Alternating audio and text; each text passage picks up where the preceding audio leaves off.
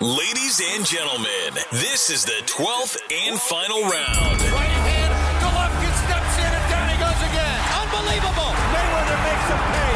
What a rookie mistake. A sensational left hook by De La Hoya. It's facts. I'm the best. You know what I mean? Sometimes I don't want to believe it myself, but it's the truth. I'm the best. I'm going to show you how great I am. From Southern California, this is the Last Round Podcast. Episode 81 of the Last Round Podcast once again. Stuck inside, but seems like some stuff is opening, at least here in California and other surrounding states. How you doing, Mike? All good, all good. Good to be back. You know, pretty much the only thing I get to look forward to all week is jumping on the show with you. So I'll take that as the highest compliment ever. It was meant. It wasn't meant to be negative. I hope not. But once again, guys, we appreciate you guys for listening, whether you're on Apple Podcasts, Spotify, Stitcher, whatever you're listening to. If you're watching the video version of this podcast on YouTube, we appreciate it. And if you're watching the video version of this podcast, you can already see who we have. The champ is here, 130-pound world champion Jamel Herring, on for the second time here at the Last Round. How's it going, champ? Everything's good. Can't complain. Just basically finishing up my second week here in Omaha for training. I'm feeling good. So what's going on, man? How come everybody knows your name at 130 pounds now? Oh, it's crazy. I think tomorrow will be a year ago since I picked up the title, matter of fact. When I fought Masika Ito out in Kissimmee, Florida. So, since then I've just been busy and keeping my name and face out there, but I guess that explains one reason. What do you think that? What do you think it was, like, the turning point where all these other names in the division is like? Because for the longest time, even when you won the title, I think you had mentioned it on our show when we interviewed you at the Bank Stadium out here in LA, right? That even though you had the title, you were still trying to fight for these big fights with these big names, which was strange. But now, a lot of the other contenders and other, champions, they're calling you out. So, what do you think was the turning point? I think for the most part for right now is because of this whole quarantine thing. And, like a lot of the contenders and are basically available here in the States, stateside at least. So I know that's part of the reason. Like everyone's hungry to get back in boxing, of course. So everyone's eager to get not only back into the ring but into those big fights as well. So that definitely, I know that's definitely one of the reasons why. But I don't take it as insult or disrespect or anything like that. I'm actually just flattered by everything because, like I said, like a year ago, it was hard to even after picking up a title, it was hard to even get noticed or mentioned by anyone. But it comes to the territory over time once you put, you pay your dues, and here we are now. One of the fights that excited me was actually when you said about no international flights, Leo Santa Cruz. I've still got Al Heyman's number on speed dial. Yeah, that would be a great fight. Is that something that we could possibly see if the Carl Frampton fight falls through in December? Like I said, hold on, you guys can see it. I still got I still got the number. but yeah, definitely. If like I said, for me, Abner Morris actually recently called me out not too long ago, and he's over there at the PBC. So that fight definitely interests me. I know Leo's pretty much tied up with the whole Gervonta Davis situation, and their fight now heading down to the 130 limit. So but definitely I wouldn't mind fighting one of those guys, Leo, Abner Morris. Of course, Carl Frampton is priority number one, but that's just, like I said, if we still have these bands and travel event bands and things of that nature, why not try to make, the fights that's available here in the States?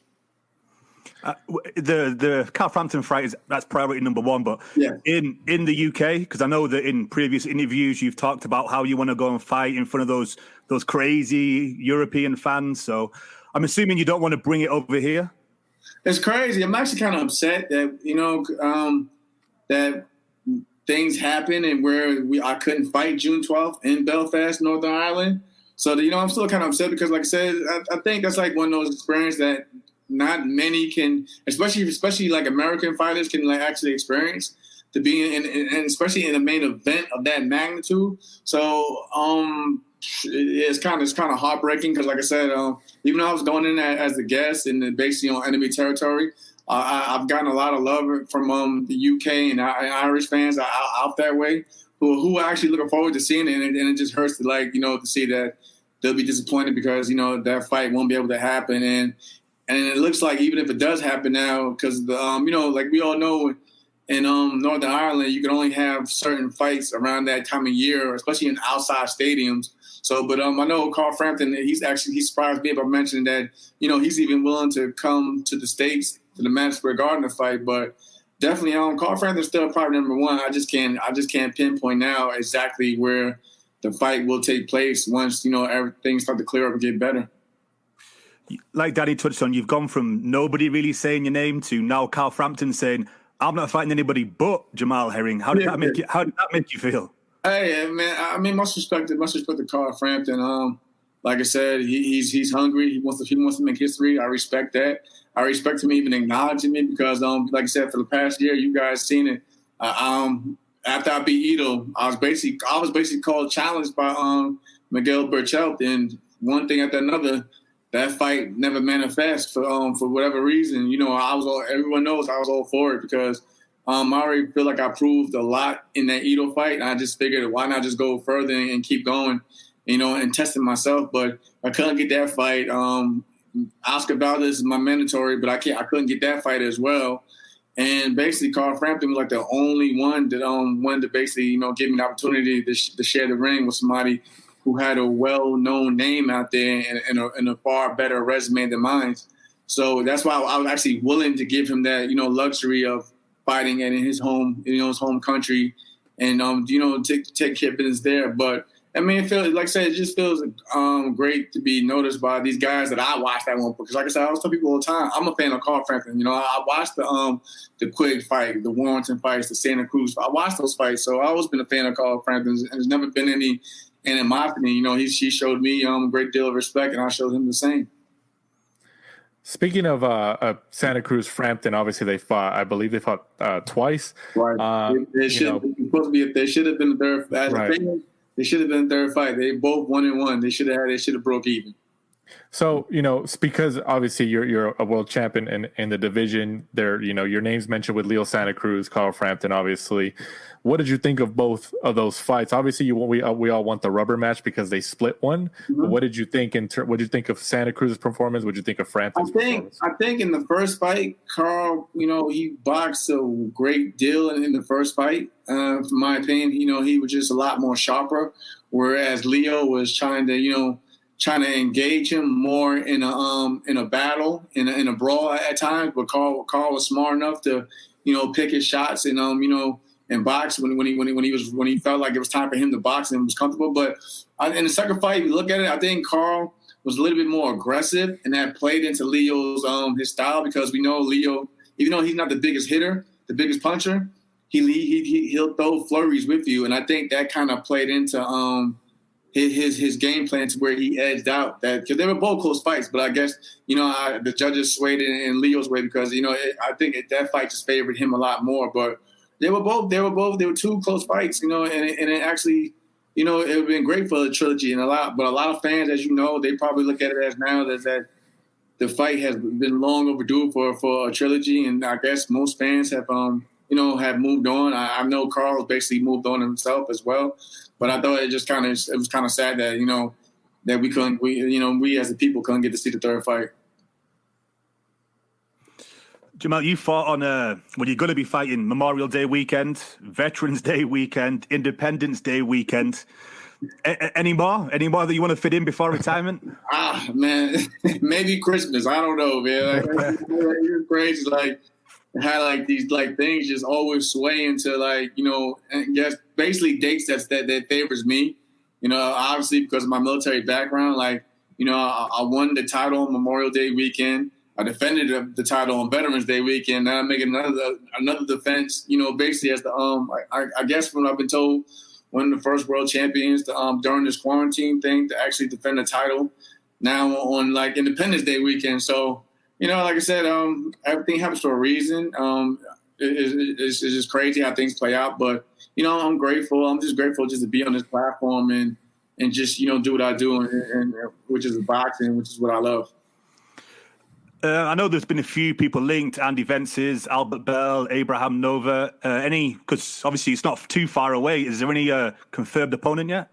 There is. Obviously people also brought the name of Jonathan Okendo as well. Mm-hmm. And that name pretty much basically came up because one, he kind of like, he doesn't like, he kind of like fit the stature at least of a Carl Frampton. And I know Todd Rank really wants me to prepare for that fight because that, like I said, that's priority number one. So, and plus he was also, he no matter what people may say, he is ranked by the WBO. And if you look at it, it's no disrespect to Vences or Bell, but a lot of things show they're not ranked. Of course, Abraham Nova, who I know also well, he is ranked. But I know if you look on Twitter, top ranked matchmaker Bruce Trampler came on there and basically stated himself that now they have other plans for Nova. So of course that was pushed to the side. And plus, fights like that, he's undefeated. Top contender. They want like crowds for those type of fights.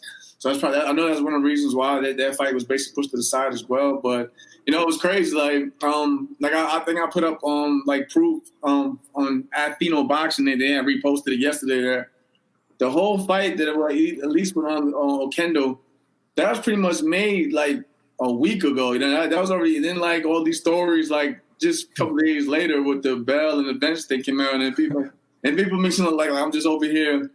Decking fights and things of nature. But we all know, I came up the hard way. I had to, fight and claw my way up to the top. So it's that's not in my nature just to avoid fights, especially if right now we're dealing with a state where people are craving just for sports, period. So of course, if I could be one of the ones to get out there and showcase my talent, I will. But like I said, at the end, Top Rank just felt that the Okendo fight could be the best fit in terms of getting used to the height and things of that nature of Carl Frampton. Do you feel it's a bit of a risk taking a fight before the big Carl Frampton fight? Looking at Andy Ruiz upsetting Anthony Joshua. Oh yeah, I agree. I think this is boxing. We all know. Looking like you said, you just point out the main one, Anthony Ruiz Joshua. That's supposed to been first that Jarrell Miller was supposed to have that fight, and then Ruiz came in as basically, just the tune-up, but things happened and boom, we had a new world champion. But like I said, that's why I'm training hard now. I don't take anybody for granted because at one point in time, when you look at it last year, when I was fighting Ito, I was considered, a tune-up, and a stepping stone just because they was, for the longest, they was talking about Ito Berchelt.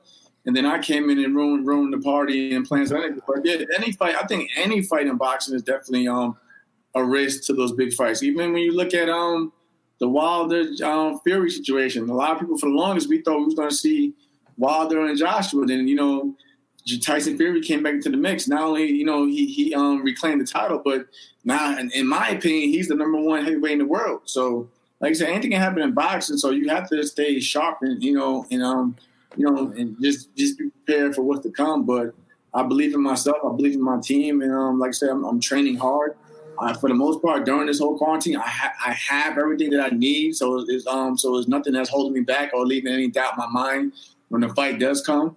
So, but yeah, definitely. I respect Carl. And if you ask my opinion about that, I think it's kind of risky on his part. And the reason why I say that is because if we happen to fight, like what I'm hearing, maybe sometime in December, you would think you got to look at it. He would be out the ring for the whole entire year. Mm. So it kind of play, it kind of plays risky on both sides. But I'm like, me and Carl, we're not, Ryan Garcia age. You know what I mean? So it's like to have that layoff and that ring wrestling build up. That's a risk as well. But like I said, we all make our own destiny, and we just have to go take it day by day. What's it like for you, knowing that there's been no PED testing? Obviously, being the champion, these people coming up, they may take the risks, because obviously I think the WBC and quite a few of the states have announced since March that they haven't been doing any testing during the quarantine. Yeah, that's a real shame, and that's definitely risky because you don't know what people are taking these days. We know how like a lot of these guys are getting smart enough, even though when there is testing involved, to get around the testing. Like these guys are injecting themselves for a certain time period, and then they're flushing it out their system, for another time, so it doesn't pop up on the test. So that stuff that does bother me, but I know for a fact, with me, I always been clean. It comes basically from my military background because we were always tested. So I just never thought about taking anything, because I had that habit. Like, man, I don't feel like getting busted or caught with anything. But yeah, definitely, it's crazy. But I guess this is another risk with the take. But hopefully, these guys will have integrity and just do things by the book and do things the right way. Jamel, what do you think about fighting in front of no people? There's no crowd. It's just going to be two fighters in the ring. Obviously, just like UFC just put on their events, that was kind of like the measuring stick of what everybody can expect. You as a fighter, especially for some fighters who say they've said in interviews that they take that support from the crowd as their adrenaline. Would that affect you in the ring, or are you just already focused and able to fight? No, you know why it doesn't bother me? Because even though I'm an Olympian and I came out the Olympics side and I signed with Al Heyman, I still had to fight on undercards where there was pretty much nobody in the venue but maybe my corner and family. So that doesn't really bother me. I just look at it and like for the most part anyway. When I'm in a fight, I tune out everything anyway, and all I can hear is my team. So, it doesn't bother me, but it also might play into my advantage because maybe my opponent, he may be the type that needs the crowd energy, to get him, energized in there. But for me, I look at it like this. At the end of the day, this is what I signed up for. I got to go in there and take care of business. And hopefully this will be just a one and done deal with this type of event. And we can get back to, the crowds and the arenas filled with people again.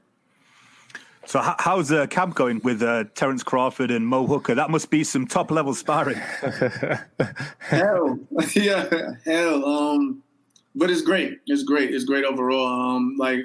That's why I feel like I will be ready for sure because I have a guy like Bud Crawford just in my ear all the time. Like he's not the type to pat you in the back for every good thing you do. No, he's there to correct your wrongs and make sure that you that you embedded in you that this is what we need to do to be near perfect for fight night. But oh yeah, definitely. And then like I say, you mentioned the sparring. Sparring's tough, man. Sparring's tough right now. Bud, people think that Bud is a small welterweight, man. Bud is like a solid dude, literally. Like he's hard to.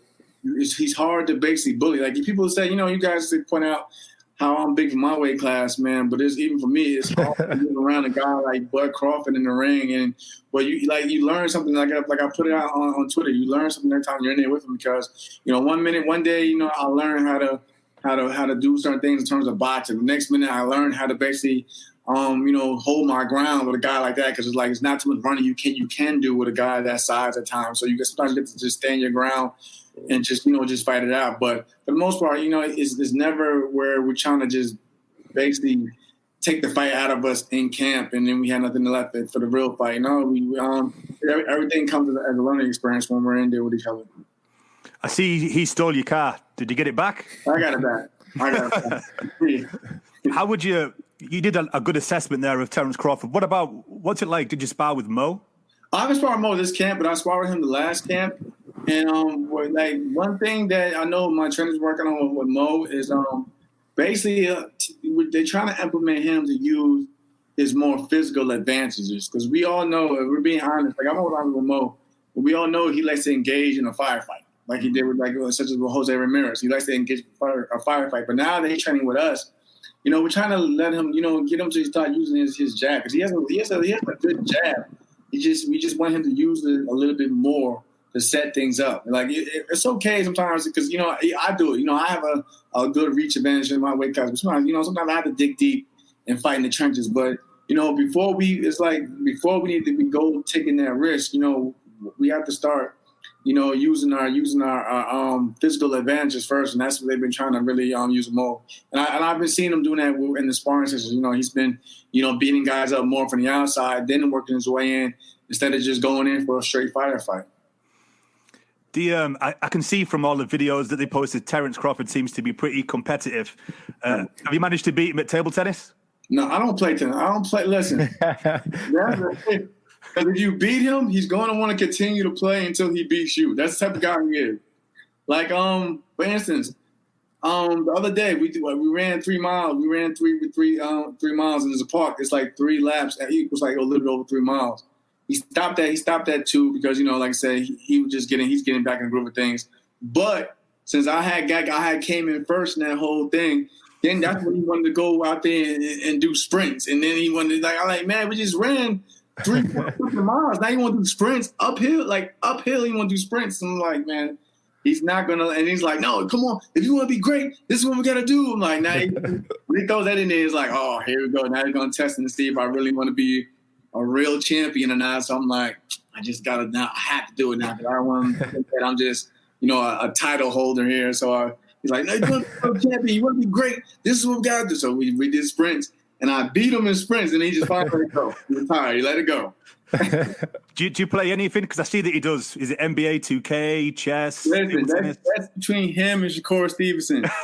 Call of Duty, NBA 2K, Madden, they play all of that. Me, I just watch from the sideline because I hear all the arguments in the end. I'm just like, hey, we can compete where it counts, when we're in the gym and working out. But when I'm home, I do not want to. I play my own games by myself, but without any interruption. In peace. I didn't even tell him I got my PlayStation here because he might want to download some games that he has, and we can compete there. That's just the top guy he is. How is he doing, like, in terms of, like, is he kind of frustrated right now because there's no fights going on? Because obviously we know that he's a very competitive guy, like you just mentioned. How's he doing in terms of this whole situation? A lot of guys, even in between fights, they don't really come to the gym. But like since I've been here, I've seen him in the gym just about every day, working on something. Like you would think that he's preparing for a fight himself. He just likes to stay sharp and busy. But I haven't seen any basic signs of frustrations. I know for a fact that he's actually in talks right now for another big fight that's coming up. Potentially coming up when this whole thing passes over. So I guess that's what's keeping him, calm and cool because there are talks in between for other big fights out there. So yeah, for the most part, he's been enjoying the time off. He's happy that the team is back together, of course. But no, I can't say that he's been frustrated or anything. I know he stated that he doesn't want to fight until people are allowed to attend the fights and everything. But for the most part, he's just been like the same old Bud Crawford since I've been back. Is it Kell Brook?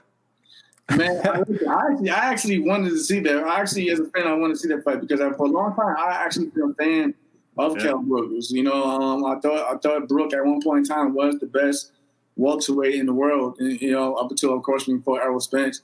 And I speak with Errol. I speak with Errol all the time as well. Me and Errol, we were 2012 Olympic teammates. So I'm still closely tight knitted with Errol. But I actually pleaded for that fight. I actually wanted to see that fight. Of course, we all wanted. I wanted to see how he would do against Sean Porter as well, because Sean gives everyone out there, win or lose, he gives everyone a hard fight. Then, of course, it's the Manny Pacquiao fight. One fight I don't want to see right now, and which a lot of people may still do, is the Errol Spence fight, because I want to see how Errol, like Scott Kerr, Errol's a good friend of mine, and I just want to see how how his body reacts after the whole accident thing, and that's just me being a human and being a real friend, Of course, I want to see the fight as a fan, but I just want to see him get his feet wet again before, they can actually make that fight. I believe that fight will happen because I speak to both of them. They both want to fight. They both have a mutual respect for each other. Even when you see interviews, they may take jabs at each other here and there, but at the end of the day, they always state that they do both want to fight, and then when the fight does happen, it'll be a good one. But right now, I just want to see Errol, fully heal up and get back in the ring and do what he does best. What on earth were they feeding your 2012 Olympic team? I think there's every single one of you is either been a world champion or challenged for a world champion. Yeah, and it's crazy because we were actually the first Olympic to actually not medal in terms of the men's side. Shout out to Coach Shields and Marlon and Esparza. I love you, ladies. You guys helped us out a lot in terms of bringing some medals back. But in terms of the men's side, we're actually the first to bring any medals back. But like you pointed out, it's just amazing how like a lot of us have either won the title or fought for the title. Like I can start from Rashid Warren, Jojo Diaz is the champion now, Jose Ramirez, myself, Errol Spence, Terrell Touguche, he fought for the title when he fought Laura. Marcus Brown, he's been up there, and Dominic Brazil has fought not only Wilder but Joshua as well. So yeah, man, but like the team has basically been stacked with loads of talent, and these guys are still going, still pressing hard for more. But if like I said, if we couldn't achieve success in the Olympics, I'm just glad that we redeemed ourselves on the pro level, and we've just been racking as many titles and belts as we possibly can.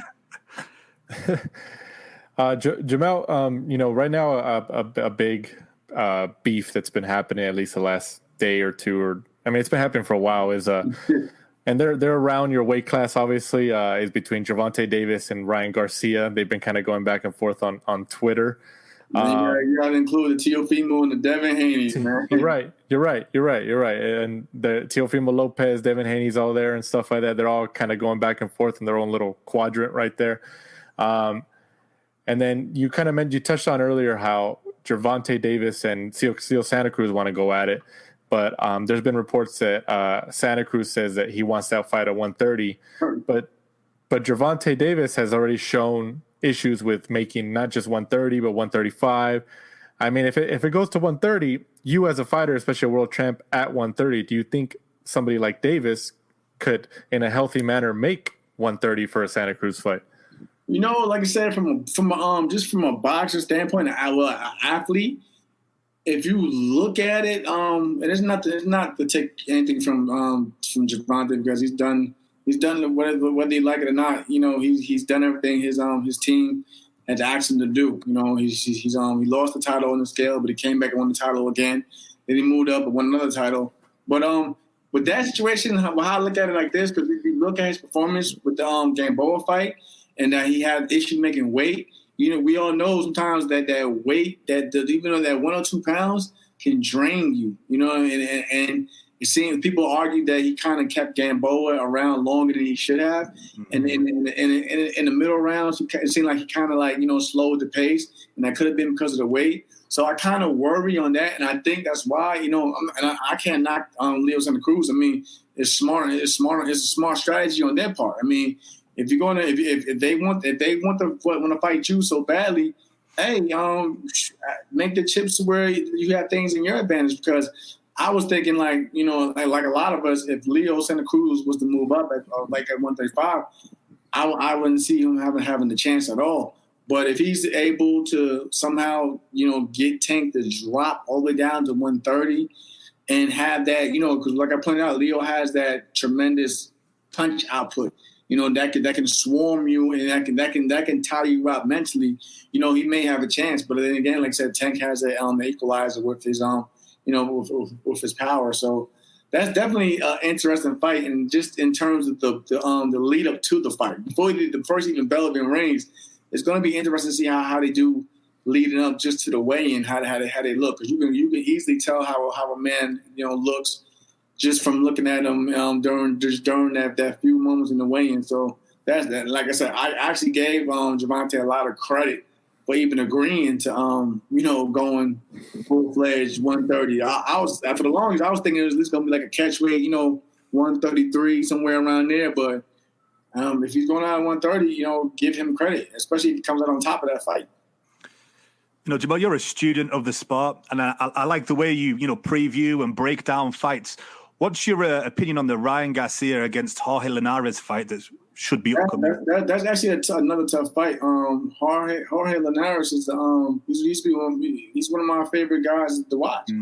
If I'm being honest with you, I'm always honest, man. Jorge Linares put me on my ass in sparring back in 2011 when I actually first met him. Like I was actually getting the best of him in the sparring because at the time I was a 141 pounder. You know, I was a junior welterweight as an amateur, and I would just box him from the outside. But he's so quick and his timing, it was just a flash knockdown, like boom. I didn't see the right hand coming. And I was like, man, like this guy's incredible. Like, and this is before I really even got to really know and study him. And I seen what he did in his last fight. Remember, a lot of people was counting him out after he went up to 140 and he took that loss, and then he came back down. They thought, okay, he's past his prime. And you know, Jorge and Ryan have a common opponent in Carlos Morales. And you've seen what he did to Carlos, man. Like, Carlos gave Ryan a hard fight, you know, to the last bell. But Jorge Linares still showed that he still has, you know, something in the tank still. So I think that's a really interesting fight. It's a fight that's going to basically tell you if Ryan Garcia is the real deal and he's ready for that world title level. And it's also going to show you on the other side that if Jorge Linares still has what it takes to compete at a world championship level. So it's a good fight. Can I throw another one at you? Teofimo Lopez, Lomachenko. Oh, man, that's the one we're all waiting for, man. I give credit to Teofimo because if you look at it, we all know how these sanctioned bodies work for starters. You being a world champion, you don't have to fight another world champion. And another world champion can't be a mandatory unless some crazy stipulation, but unless you have a champion on recess or whatever. But give him his credit. He's young. Barely old enough to drink, you know. He's out there. He wants to take on, one of the best pound for pound fighters today. And you know, I think he actually has a good chance because, like I said, it's just like I don't take what he says as arrogance. Like him and his father, they see something that we may not catch on, we may not see right now, but they're really confident and they're really pushing for this fight. They're like. They'll sometimes sometimes, as you've seen in the past, they'll try to fool the public into thinking that Lomachenko is the one that doesn't want to fight as quickly as he wants to. But overall, I mean, Lomachenko is still a great fighter, a smart fighter. He may not be the biggest puncher, but man, like just what he does in terms of with his ring IQ and his footwork and his speed. You know, even though he's a small lightweight. He's still a tremendous fighter, but like I said, it's just a real good fight. And I give obviously, of course, Lomachenko will be the favorite, but I actually give Teofimo a good deal of a chance of proving people wrong because look what he did with Richard Comey. Richard Comey's only 2 losses prior to that was to my good friend Robert Easter, Robert Easter Jr. and a guy that beat me, Denis Shavakov, and both of those losses were actually close fights. But like Teofimo just got him out of there like that. People thought after Teofimo's previous fight, they thought he was gonna have a rough time with Richard Comey, but man, he proved us wrong. And that's what I mean. Like the kid is just sharp, and Lomachenko has been put down by like Jorge Linares with shots like that straight down the pipe. So it's going to be a good fight. Jamel, in terms of all those guys that we just talked about, like Teofimo, Devin Haney, Ryan Garcia and stuff like that, they're all young guys, right. But all of them except Ryan Garcia at the moment has a world championship essentially, and they've all ascended to that level, and everybody's just kind of watching Ryan to see, okay, if you were Ryan's promoter, if you were Golden Boy, if you were Top Rank, or you were in charge of Ryan's career and kind of guiding him like that, just because there's people that kind of go back and forth with him saying, oh, you know what, he's not ready for these elite guys. Some people even say he's not ready for Jorge Linares. Right. That you're gonna have to take him, step by step. Kind of hit the brakes. But his popularity kind of clouds people's judgment and kind of makes it seem like, okay, maybe he needs something because he keeps asking for that smoke. If you were his promoter, maybe his manager, how would you handle that situation? I think it's crazy. Like his momentum is so fast that his promoter, at this point in time, you look at it, his promoter really can't reel him back in. Because if you look, they've done that before. They've done that over a year ago when he was acting for like the Tank Davis and things of that nature. So they've been there. This is not the first time. It's not his first rodeo where he's actually been doing this stuff. And it's like you can only slow him down but so long. And like I said, he has now a common opponent. His last fight with the world champion. So of course, fans and analysts, they take stuff like that and they compare it But if I look at obviously I think even Golden Boy even like trying to match him up with Jorge Linares, I even thought that was a huge step, because this is a guy who's a multiple world champion. But I give Ryan Garcia his credit, and for the guy to not have an actual world title, he has a popularity over a lot of those guys still because of his base.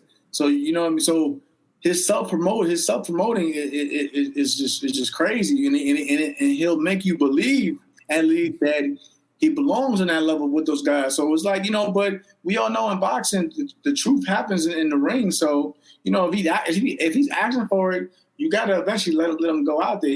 Obviously, we live in a time where if you look at it, a lot of these stars are built very slowly. I mean, we can go back to looking like, Oscar De La Hoya, he was still a kid when he won his first world title.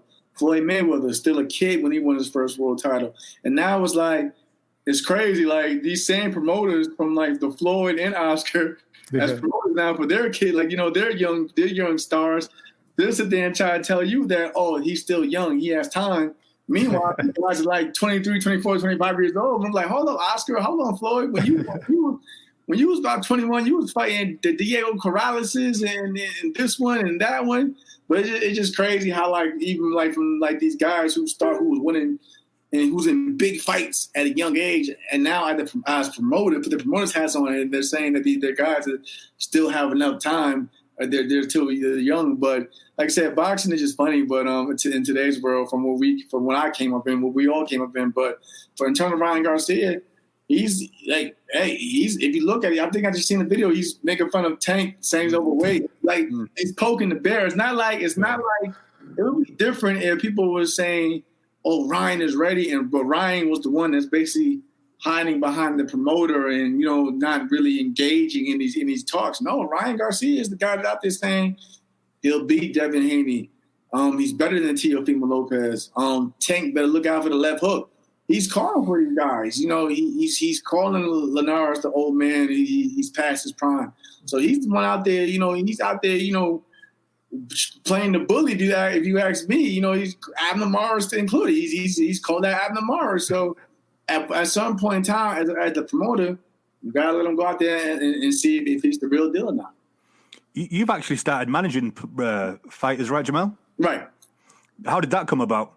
I think you know what it is. Like boxing, we all have that small window, and I didn't want to be that guy to be like, okay, I'm done fighting. Now what? So I figured, right, get a head start on things. And I always believe I came from where I see a lot of talent that don't have the Eddie Hearn, the Oscar De La Hoya, the Bob Arum, or the Al Hanger behind them. So I figured if I can help get these guys get their foot in the door, I will feel good about myself because I did something good, and that's how I really got into the whole management. I didn't really get in because right now I'm at a time where I'm blessed, I'm grateful. Top Rank is taking care of me in terms of the money that I'm making now. So for me, it's not about the money. It's about I'm just happy to say, like, if I can see a kid that I have helped get start and he make it to the top, the top level. That's enough for me. But that's how I really got into it. And just mainly just me helping out others instead of just, trying to hog up the spotlight and be selfish and think of just myself. So, Jamel, you've 2 tours of Iraq, Marine, Olympian, world champion. What on earth are you going to do in retirement? I don't know. I might, as you see from talking to you guys so naturally, I might have to do commentary. I mean, Andre Ward, man, I might be sitting next to you soon, bro. But, yeah, I mean, I will always be for me, be involved in boxing. Like I said, and I think the management part, that's just a start. Like I said, because there's more. I mean, there's more I want to do. It's crazy when I see interviews, even like Bob Arum. He's been like around forever in terms of promoting. He's promoted guys like Ali and to Lomachenko. And I hear interviews where he's saying that he respects where I come from, and he says sometimes I put on my promoter's hat because, like the whole Belfast thing, when they people actually don't know. Me and my partner Jerry from LA, JC at Wildcard King, we actually were the ones who pitched the idea of fighting Carl Frampton to Top Rank, and this is a true story. I think we was at a Tyson Fury fight out in Vegas, right around that time when I won the title. And I was just saying, I seen that I wasn't getting the Brooks Hill fight. Oscar Valdez, his team was interested in this. They were still, out of time, obviously still thinking about if they was going to move up to 130 or not. And I told the Carl Moretti, I was like, well, I see, because I read everything. So I'm like, I see that Carl Frampton is mentioned about, wanting to fight Valdez or moving up. And I was just saying, look, if he moves up, why not make it worth the time and just why not we just fight him, give him a title opportunity. And Carl, I'll never forget. And Carl Moretti, you can actually ask him this because he looked at me crazy. He was like, "What? I don't think that's going to happen. I don't think it's going to happen, champ. I don't think Carl is ready to move up to 130." And it's actually an interview that you guys can look up when Bob had spoke about it. And because I guess they asked him the same question, how the fight happened. He was like, "Well, Jamel was actually one who brought this up to us, and that was him putting on his promoter's hat." And so when the whole idea again of when Belfast came up, there's not one article where I actually cried and complained about going to Belfast. It's like, okay, he actually agreed to even fight me, from the idea that I came up. Okay, I will, because I did want to fight obviously in New York because I seen the bit, like just what happened with the first Joshua and Ruiz fight, with Katie Taylor and the Irish crowd and everyone, the UK crowd. And I had the vision. I seen like, man, this is crazy. Like I think I seen more fans from overseas than Americans in the venue. So I knew that Carl Frampton, being who he is, he has a huge fan base. I seen him when he fought Leo Santa Cruz. But they came back to me and was like, well, champ, we think it's best that the fight would be bigger in Belfast. If you think it would be bigger in Belfast, send me over there. And they were just kind of surprised into that, like how my team was actually looking at me like, hey, wait, you sure you want to go? I said, man, look, Carl gave me the opportunity to get, shit in the ring. Give him the same respect by giving him the field advantage. Because, we all know, even after the Warrington fight, he was contemplating on retirement. So I look at it as, this may be his last hurrah, win, lose, or draw, before we see a guy, with a good heart, such as Carl Frampton. So give him that same respect and give him his could be his farewell bout. So that's how that fight came up. But that's why Bob always says Jamel puts on his promoter's hat, because I look at the bigger picture in terms of boxing. I don't look at I came from the bottom in terms of the sport. So when I did get to the top, where I'm at now, I never wanted to put on that diva hat, and I don't care about the A side, B side. My thing is this: if it's on fair terms, and the people want to see the fight, I'm all for it wherever it's at. Just like I said to Abner Mars, if you want to fight, we can go fight in LA where you're at in the Staples Center. I don't care. It doesn't bother me. You know what I mean? So, but that's just me. It's good. I think you've touched on it before in previous interviews. The belt says world champion. Right. And obviously you're willing to travel. You're willing, right, to actually go out of the comfort zone. And I'm sure, being an amateur and traveling around the world, you're not bothered about going into someone's backyard and, that home cooking from the judges. No. Yeah, I fought my good friend, Josh Taylor. Like people don't know. Me and Josh Taylor fought amateurs back in 2011 when we met in the UK for the Olympic test event. And, that fight's on YouTube as well. But, for me, just traveling around the world, that's why I met a lot of good friends. I mean, like I said, me and Josh are still good friends to this day. I was happy for him when he won the title. He showed me a lot of love when I won the title. I know he's close with Carl Frampton, but like I said, I'm not going to look at him any different, But, yeah, but overall, for me traveling around has never been an issue. Jamel, you touched on Eddie Hearn earlier, and obviously we talked about Golden Boy and stuff. Eddie's not coming back, Eddie, because we got a fight to talk about. So he has to come back too. Yeah, he actually realized I got to give a shout out to Eddie because Eddie's a good guy. So touching on Eddie Hearn and Golden Boy, they're obviously the two major promotions that are involved with DAZN. DAZN's been in the news the last 2 or 3 days or so. There's been reports about their the money coming in and everything, and they're looking for like some type of person to kind of fund them. What, as a boxer, especially as a world champion, and you make your living through boxing, what do you think about that whole situation right now with DAZN? I think it's sad. just yes, we know him with Top Rank, and obviously our platforms over here on ESPN, of course. But as a fight fan, and like I said, even as a manager, I think it'll be a huge blow for boxing because, like I said, you still have stars like Canelo Alvarez over there as well with the Zone, and Gennady Golovkin. People still actually want to see that third fight. So it's just crazy. Hopefully, I'm actually hoping that they can get through this. I actually have heard rumors, and for now, Golden Boy is actually thinking about going back to their Facebook platform for now until they can get that situated. So I do know that. But, man, I just don't want to see something happen like we've seen with HBO boxing, in the States here. But so I hope that, Eddie, Matchroom, Oscar, and Golden Boy can somehow, get through this and we can continue to see the Zone because I enjoy watching fights in the Zone. The other night, I was just watching I just watched Kell Brooks Spence fight again on the Zone like the 2 nights ago, following both the Floyd Maidana fight. So I enjoyed the content over there. Jamel, I remember in a previous interview with us, you kind of stated, and I can't remember exactly how you worded it, but even though Top Rank were your promoters, you were kind of going in as the B-side. Has that changed now? In terms of what?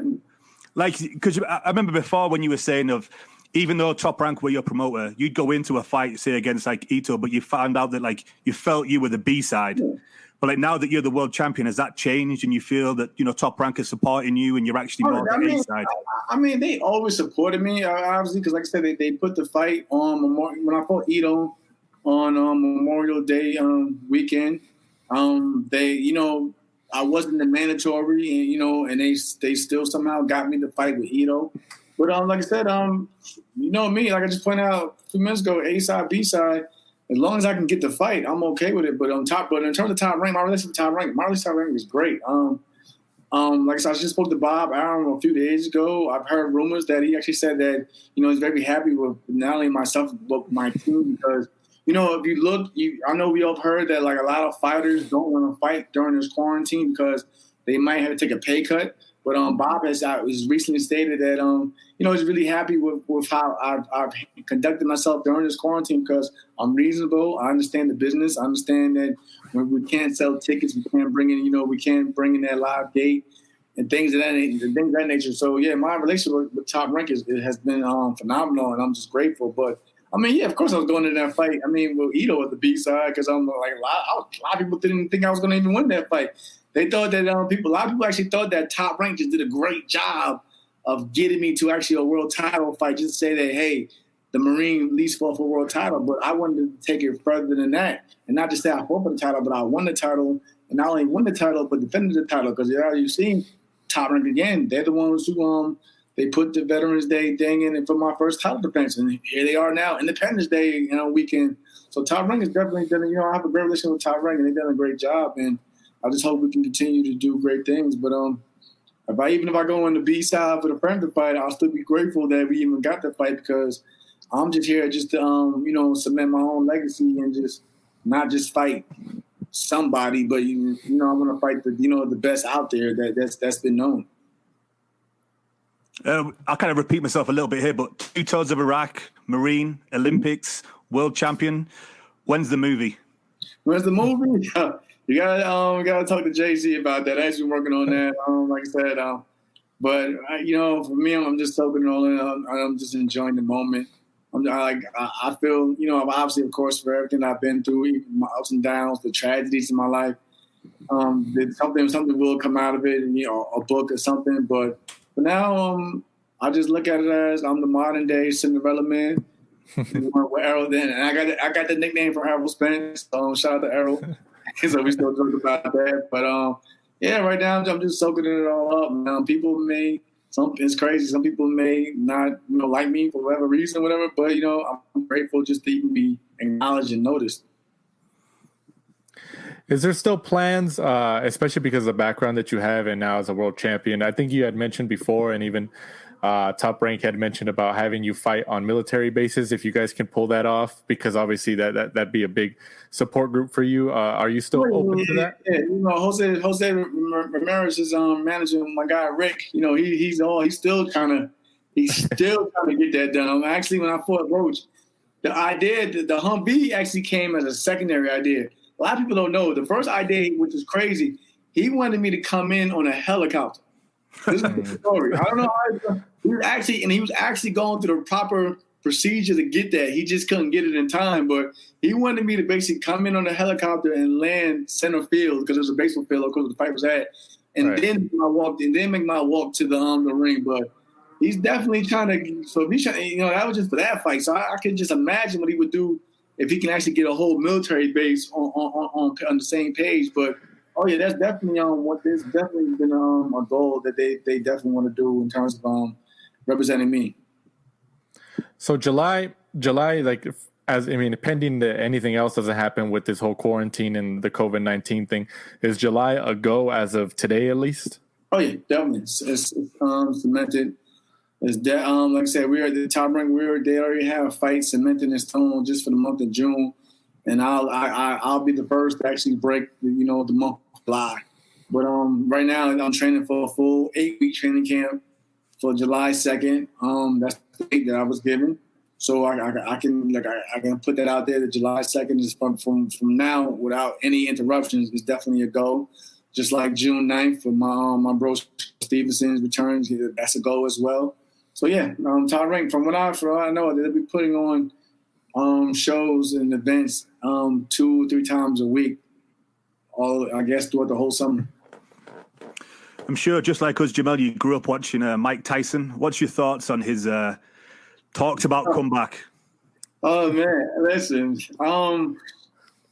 I would love to see, as a man, the Mike, just to, just live your life out. Mike, you've done a great job throughout your career. But man, he done triggered a fire now, man. Because I see Holyfield in the gym now training again. But it's great to see that Mike actually staying physically in shape. And boxing is a great workout, but who knows? I mean, but like these heavyweights is so like they're not, like I said. I think every generation these heavyweights get bigger. You had the Ali's, then you came into the George Foremans, then the Larry Holmes and Tysons and then the Klitschko's, and now you got guys like Joshua and Wallace. These like the heavyweights, they continue to grow. So, but you know what I mean, and they're younger, and they get younger and younger. So I'd rather see, if he does take a fight, take a soft touch. But in terms of leave those other guys, just leave them alone. Like Mike, you're a Hall of Famer, Mike, and we love you, man. You've done a phenomenal job. You still entertain us, obviously, of course. And the same goes for Evander Holyfield. I wanted to see him, break that record of becoming, a 5-time or 4-time world champion. But even then, like I said, these guys, I'm not saying that, they had their time and they should not try to hog the spotlight. No, I just feel like, you guys did a great job. We honor you guys. We respect you guys. Lennox Lewis was one of my favorite heavyweights as well. And, it was crazy for me. When I was a kid, I was like, this guy from the UK keeps beating a lot of American fighters, man. But when you get older, you actually like guys like me. You actually appreciate just the talent. Like I watched I appreciate the showmanship of the Prince Nassim. I appreciate when people undermine guys like Joe Calzaghe and the things that he did. So I always had that's what made me more of a student of the sport. Because of looking at our guys, I can study the whole realm and respect all the guys. Like a lot of people don't know, one of my favorite fighters is Eric Morales. I was big on Eric Morales. I couldn't stand Marcos Antonio Barroso views, but I learned to respect things that he did as well. So that's just me, man. Well, Jamel, we almost had you almost an hour here, and we know you still got your own life to get back to, so we don't want to take up too much more of your time. I'm probably getting yelled by the wife at home, I keep getting told that I have to do these things, but she's like, where is he at? But before we let you go ahead and plug obviously your social media and obviously your fight coming up. And your fight coming up, has it been decided if it's going to be like on ESPN Plus, ESPN? I think. If I'm being honest, I'm thinking ESPN, and the reason why I'm saying that because on the business side, we all know that these networks, they need that content. So of course, I think the smart thing for them to do is put the their main flagships to get the bulk of the content. So from what I'm gonna say, I'm thinking it's ESPN flagship for sure, because like I said, the ESPN needs to get those viewers back in and get those guys on the couch to start watching these fights. Because if you look at it, combat sports right now, from the UFC and boxing, is pretty much the only two sports in the States right now that's having live events. We still haven't got our baseball up or anything like that. So of course, if you're thinking business wise, you will put the sports that you have available on your flag, on your where your main viewerships you can get available. Well, Jamel, we appreciate your time, like I said, and then obviously your people can follow you. Is it Instagram and Twitter the same at Jamel Herring? I don't have none of those crazy names. The same as right there, Jamel Herring. At Jamel Herring, one word.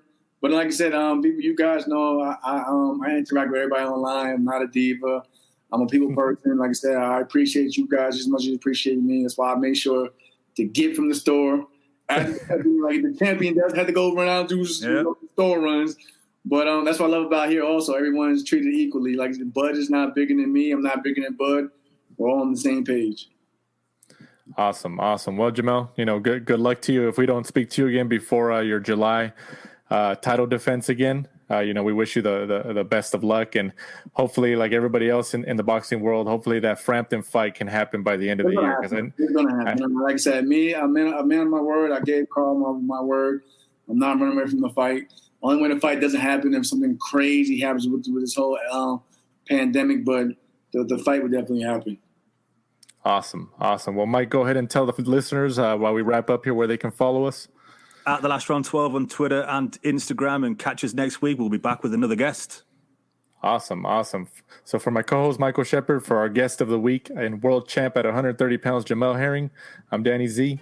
This is The Last Round. Thanks for supporting and listening to the show. Follow us at The Last Round 12 on social media. Rate, review, and subscribe. This is The Last Round Podcast.